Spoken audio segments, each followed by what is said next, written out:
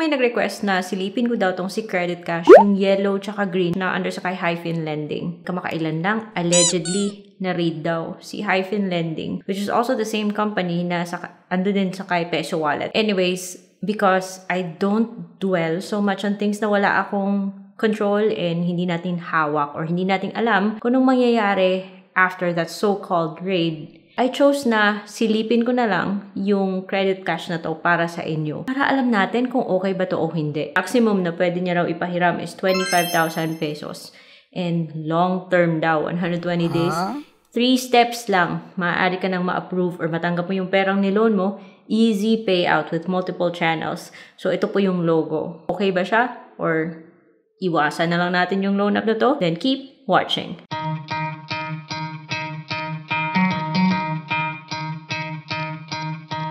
Hello everyone! Welcome back to my channel. It's Ate Red here, your original utang queen. So may nag-request po na silipin natin itong si Credit Cash. Ito po yung isa sa mga loan apps na kamakailan lang ay allegedly na-raid. Pero hindi tayo mag-focus doon kasi hindi naman natin alam kung ano yung susunod na mangyayari. Yung importante is maingat po tayo sa kung anong-anong mga loan app yung sinusubukan natin. So kung hindi pa kayo subscribe kayo dito sa channel because ako po ay nagtatry ng mga online loan apps para mabigyan ko kayo ng heads up. This video is not sponsored. It's based on my personal experience kasi din-download ko po yung loan app at sinubukan because hindi po sapat na nagbabasa lang tayo ng comments without even checking kung anong meron. Meron ding isang Credit Cash na ayaw pa screenshot, yung under sa kay Microdot. Isa pa yun. Pagkatapos mong i-download, lalabas ka agad yung kanyang mga privacy policy, yung mga ganun. Pinapaalam niya sa iyo kung ano yung mga hihingin niya sa inyo as a user. Kasi sa mga ganitong loan apps, dapat yung pumapayag tayo na bigyan sila ng access. For example, sa camera, sa calendar,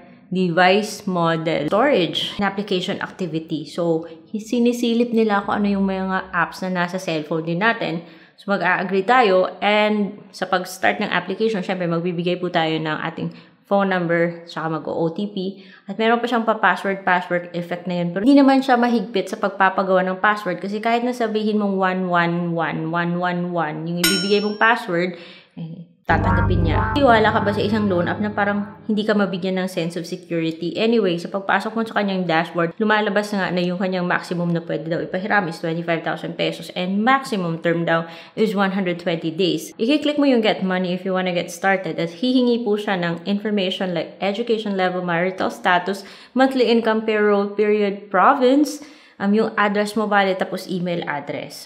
And kahit nasabihin mo sa kanya na self-employed ka, so hihingi po siya ng iba't ibang information. Doon naman sa contact references niya, yung hihingi niya 3 lang po, and you have, or you can add more daw. Pero bakit ba? Huwag ka nang magdagdag pa, guys. Feeling ko, just me being praning, feeling ko, kahit na 3 contacts ng hinihingi niya, feeling ko sinisilip niya yung other people na nasa phone book, kaya dapat maingat tayo sa kung saan tayo nag-a-apply, guys.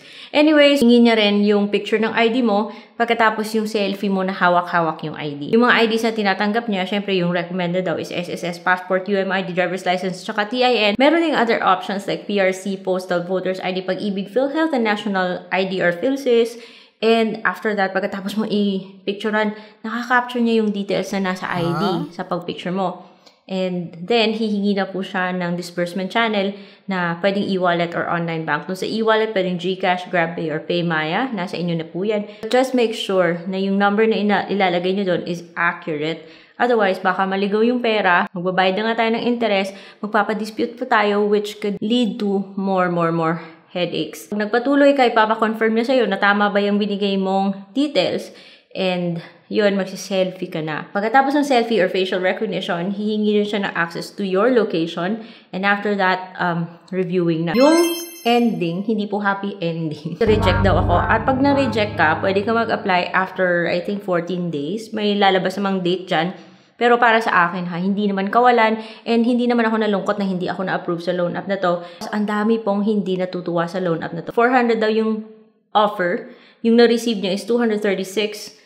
And yung babayaran is 498. So, malaki yung kaltas, may pinapatong pang interest. And that is not good para sa akin. Then, meron din dito nagsabi, I just received money transfer from NetBank. Pero at least sa akin, guys, nung nag-apply ako at na-reject ako, wala namang pumasok sa aking disbursement channel. Pero, yung isa dito is galit na galit. Sabi niya, scam daw to. Malaki po yung kanyang kinakaltas. Tapos may pinapatong pa siyang interest. So, para sa akin, no to si Credit Cash. Prevention is always better than cure. Sa mga online loan apps na hindi tayo masyadong convinced na okay yung kanyang offer, parang magdududa rin tayo, di ba? Kung ano ba yung nangyayari kapag dinilit natin yung account natin, kung talaga bang nadi-delete. Meron nga siyang option for account cancellation, pero pag pinindot mo yan, sasabihin niya kukontak mo daw dapat yung customer service para magpa-delete ng account. Para sa akin, dapat meron tayong option na magpa-delete. Huwag yung ganito, pahirapan pa. Total reject naman at ayaw ko namang umutang dito at based sa comment section nun sa Google, hindi naman pala masyadong maganda yung patakaran ng loan app na to, di ba sana pwede tayong mag-delete, di ba? Kailangan mo pa daw tawagan yung customer service nila, tapos yung mag-email pa daw para lang ma-delete yung account. It will take 5 working days pa. Your account will be canceled within 5 working days after passing the review. Awkward, ano? So, pahirapan yung pag-delete ng account. So, dapat, guys, dapat. Tinapos nyo yung video na to at hindi kayo kaagad na nag-submit ng information nyo sa loan app na tong si Credit Cash. Baka magsisi lang kayo or baka mahirapan lang kayo sa pag-delete. Pero, syempre, who am I to say kung uutang kayo dito o hindi? Yung sa akin, sinilip ko lang naman. Yung desisyon na sa inyo pa rin yan. Pero, sana naman po, mag-ingat po tayo kasi baka po magsisilan tayo kung hindi po tayo kini-carefully consider yung mga things na dapat i-consider bago gumamit or mag-download ng isang online loan platform. So, para sa akin, kung ako yung masusunod, hindi po okay itong si Credit Cash. I'm sure may magtatanong sa inyo kung meron po ba mga online loan apps na mas okay, hindi yung tulad ni Credit Cash, ang laki palang kinakaltas. Meron, guys. Meron tayong mga online loan platforms na mas okay kaysa kay Credit Cash.